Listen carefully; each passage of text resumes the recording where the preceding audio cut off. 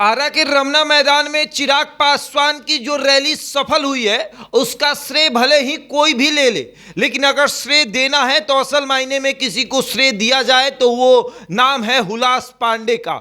देखिए, शाहाबाद में चिराग पासवान की रैली सफल हुई और सब लोग अपने तरीके से श्रेय ले रहे हैं। कोई कह रहा है कि जीजा अरुण भारती की वजह से ये रैली सफल हुई, तो कोई कह रहा है कि किसी की वजह से ये रैली सफल हुई। लेकिन सही मायने में अगर ये रैली सफल हुई है तो उस नेता का नाम है हुलास पांडे, क्योंकि शाहाबाद में अगर देखा जाए तो चिराग पासवान के दल में शाहाबाद का कोई शेर है तो वो है हुलास पांडे। शाहाबाद के शेर के रूप में अगर कोई दिखता है चिराग पासवान के दल में तो उसका नाम है हुलास पांडे, और हुलास पांडे ने इस रैली को सफल कराया है, ये आप मान लीजिए। क्योंकि भले ही कोई कह दे कि हम 1000 गाड़ियों का काफिला लेकर गए थे, हम 100 गाड़ियों का काफिला लेकर गए थे, हम 5000 लोग लेकर गए थे, ये सब लोग जानते हैं कि अगर गाड़ियां जाएंगी 10 तो बताए जाते हैं 100, लोग जाएंगे 10 तो बताए जाते हैं 1000। आपको भी पता है कि किस तरीके से भीड़ इकट्ठा हुई, और अगर शाहाबाद में चिराग सफल होते हैं तो उसमें हुलास पांडे का योगदान सबसे अधिक है। क्योंकि किसी क्षेत्र में अगर रैली होती है, शाहाबाद में रैली हो रही है, तो आप एक नाम बता दीजिए चिराग पासवान के दल से जिनका शाहाबाद में जलवा है, जो अगर शाहाबाद में खड़े हो तो 500 लोगों की भीड़ इकट्ठा कर दे। एक वैसा नेता नहीं होगा अगर हुलास पांडे को हटा दिया जाए। क्या राजेश वर्मा जाकर वो रैली सफल करा पाएंगे? अरुण भारती को शाहाबाद में कितने लोग जानते हैं? अरुण भारती की पहचान बस इतनी है कि वो चिराग पासवान के जीजा हैं, और एक नई पहचान ये बनी कि वो जमुई के सांसद हैं, अन्यथा उनकी पहचान कुछ नहीं है। हाँ, उनसे अधिक अपनी पहचान और अपनी काबिलियत रखते हैं राजू तिवारी, जो कि प्रदेश अध्यक्ष हैं, लेकिन उनकी चर्चा नहीं हो रही है। हुलास पांडे की चर्चा नहीं हो रही है। क्यों?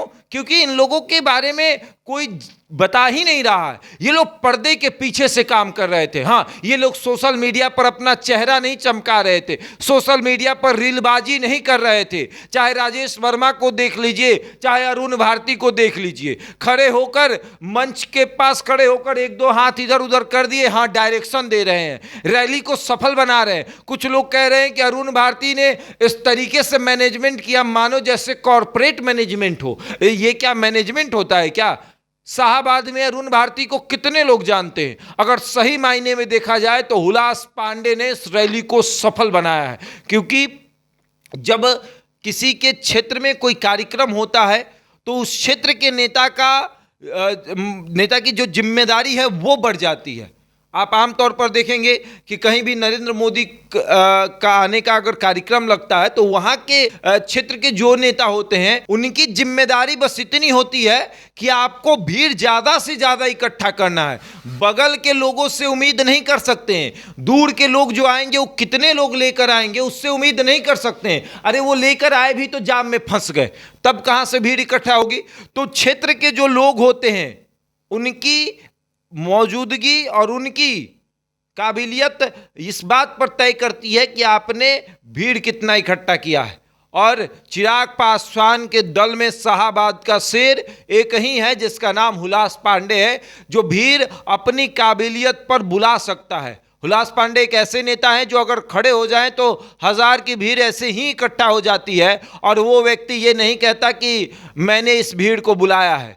और देखिए, भीड़ जिस तरीके से वहां इकट्ठा हुई, जैसे वहां लोग आए, वो भले ही कोई ये कह दे कि हम 1000 लोग लेकर आए थे, हम 10,000 लोग लेकर आए थे, वो भले ही कोई कह दे, लेकिन भीड़ असल मायने में अगर किसी ने इकट्ठा किया था तो उसका नाम हुलास पांडे है। बहरहाल इस खबर में इतना ही। बने रहे हमारे साथ और देखते रहे द इंडिया टॉप।